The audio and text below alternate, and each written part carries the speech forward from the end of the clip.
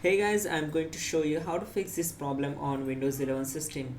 In the first step, go to search bar and type your task manager. Then click here to open it.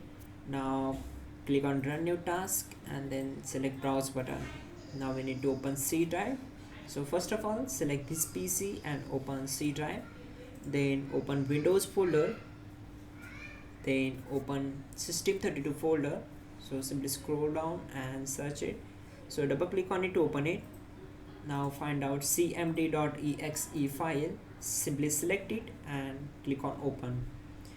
Then this will be our main path. After that, check this box and click on OK. Now it will open command prompt window. Now simply type these two commands carefully and press enter to execute them.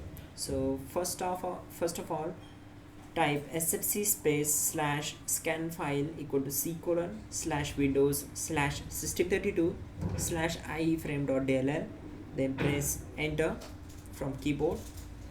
After that, type sfc space slash verify file equal to c colon slash windows slash system32 slash ieframe.dll.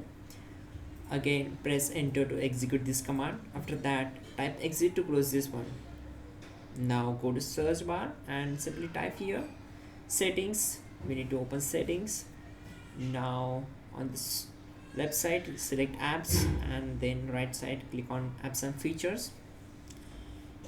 Now search for zoom. So we need to simply uninstall this to solve our main problem. So try to uninstall the zoom application. It will take some time to complete the process, and close this window. Now go to Microsoft Store.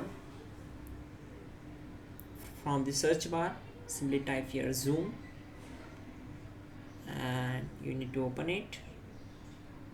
Click on install. That's it guys. With these two ways you can fix your problem. So simply you're good to go.